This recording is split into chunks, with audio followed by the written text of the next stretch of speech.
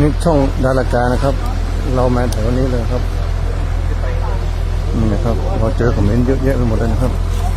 อันนี้นี่คนขับนะครับนี่ขับแมคโครนะครับนี่สุดยอดนะครับแข็งพวกนี้นี่ใช่ไหมทั้งนั้นนะครับต้องลงไปอีก200 เมตรนะครับเจอแล้วนะครับ เป็นไงกินข้าวยัง ยังเหรอเขาขัดขวดอายุตุกอยู่ตามจ้องก็เรื่องนี้นะขัดขวดหน้าอยู่ตุกนี่เขาคุณรู้แล้วเชื่อว่าเมินนะดูอังนี้เนี่ยเราเรียนบ้านเขานะอย่างนี้จะสั้นอย่างนี้จะสั้นนี่ครับหลวงพ่อกำลังแจกของนะครับแจกของนะครับเจ้าลูกเต่าตัวไหนกำลังทำแทนนะครับ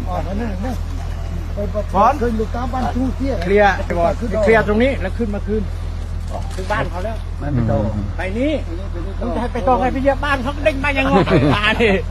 เริ่มตัวนี้นี่เริ่มตัวนี้เจ้าสวรรค์ยืงสั้นเหรอเจ้าสนอวิ่งบ้านถึงตัวไล่ไปนะไปกุ่มก้อยไปเลยเอาถอยทุนนะ